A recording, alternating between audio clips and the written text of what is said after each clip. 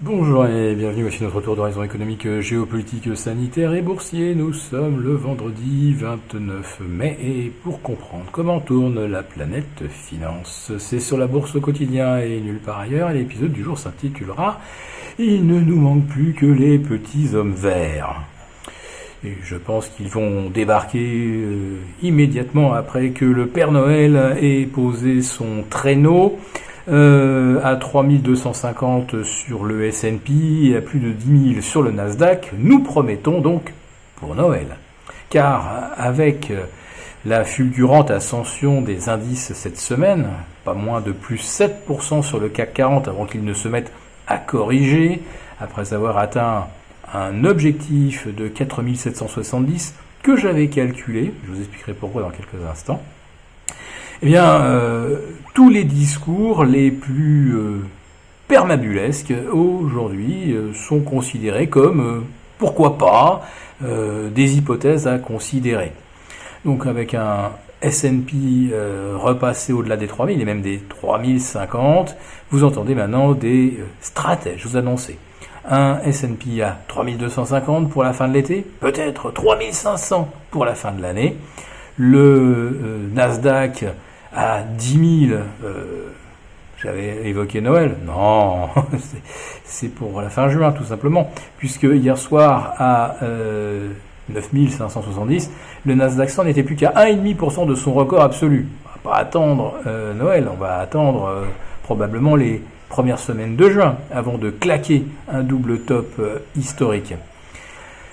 Et pour l'année 2021, alors là, on nous annonce déjà un S&P à 5000 parce que la croissance va repartir plus vigoureuse que jamais, dopée par les injections des banques centrales. Alors là, je me pose quand même des questions.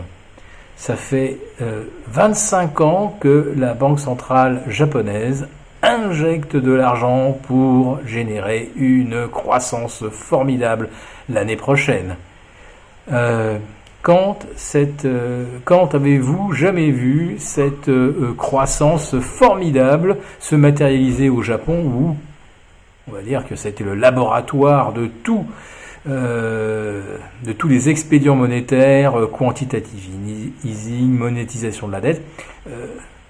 Quand la Banque centrale du Japon a-t-elle réussi à obtenir plus de croissance en injectant de l'argent? Donc, l'année prochaine, si le S&P va à 5000, ça ne sera probablement pas grâce à la croissance américaine. Ça ne peut être que grâce au gonflement de la bulle boursière. Alors jusqu'où les bulles gonflent-elles? Eh bien, quand vous êtes en janvier 2000, la bulle des dot-com, on vous l'annonce, peut croître indéfiniment, puisque les perspectives de profit de la nouvelle économie sont également infinies. Et puis, 6 ans plus tard, vous avez la bulle immobilière qui gonfle. Le prix moyen du logement passe de 230 000 $ à 400 000 et on vous explique qu'il n'y a aucune raison qu'on n'aille pas à 800 000, voire 1 million la maison. Puisque les mécanismes qu'on avait mis en place permettant d'acheter avec une mise de fonds faible et des remboursements également symboliques au cours des trois premières années, eh bien, il n'y avait plus aucune limite théorique à la hausse des prix de l'immobilier. Et nous en sommes donc arrivés également à ce même discours aujourd'hui, avec des taux zéro qui vont le demeurer. Eh bien, il n'y a pas de limite non plus à l'expansion des multiples des actions. Alors, chaque fois que vous entendez ce discours qu'il n'y a pas de limite à, le consensus est absolument convaincu que, eh bien, c'est là qu'il faut se méfier. Et le consensus haussier, aujourd'hui, il est de 95% parmi les nouveaux venus en bourse. 1 110 000 comptes ouverts depuis la mi-mars aux États-Unis. Et encore, ils s'en ouvrent des milliers chaque jour. Donc, je vous parle d'un arrêt d'une photo instantanée à plus de 1 100 000. 95% des investisseurs sont acheteurs. Et cette proportion, on ne l'a observée qu'en 99 et 2000, quand tous les comptes qui s'ouvraient, c'était pour acheter. Bien sûr, pas pour vendre, c'était pour acheter des dot-com.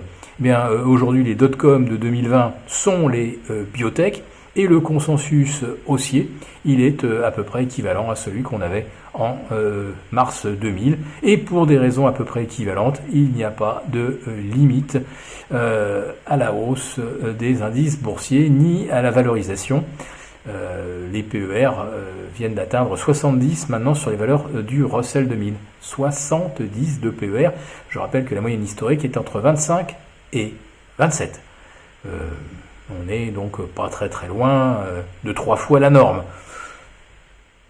Voilà, moi je regarde ça et j'entends beaucoup de gens nous dire le marché ne baissera plus, le marché ne peut plus baisser, il y a trop d'acheteurs dans ce marché.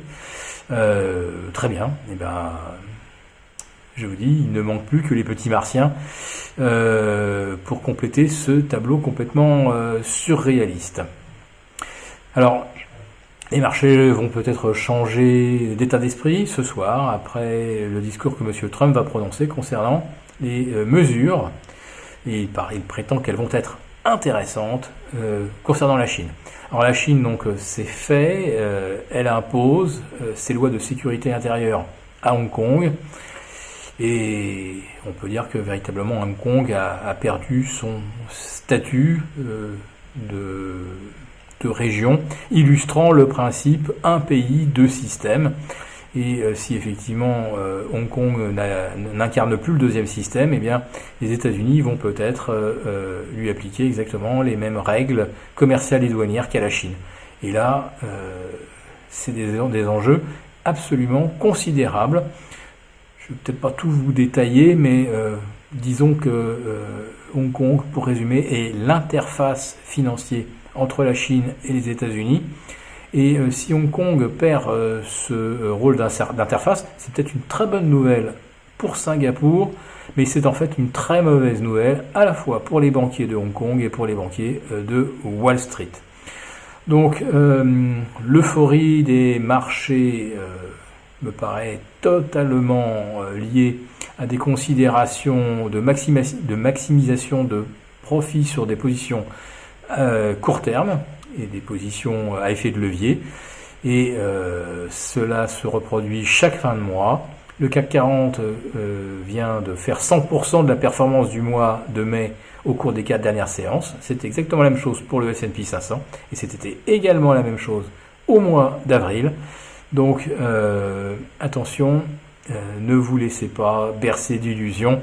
Et je ne pense pas que les petits martiens vont débarquer demain en bourse pour nous dire que sur Mars, le PER moyen, il est de 250 et que le Nasdaq à 10 000 points, c'est vraiment petit joueur. Si on les laissait faire, il serait déjà à 100 000. On a déjà entendu ça avec le Bitcoin, si ça vous rappelle quelque chose. Très bon week-end à vous. Nous vous retrouvons lundi pour un nouveau live avec nos abonnés. Et profitez, écoutez, non, pas encore du déconfinement total, on ne peut pas encore aller à plus de 100 km de Paris, mais enfin, allez, si vous allez au-delà, je pense qu'il n'y aura pas beaucoup de patrouilles de police pour vous en empêcher.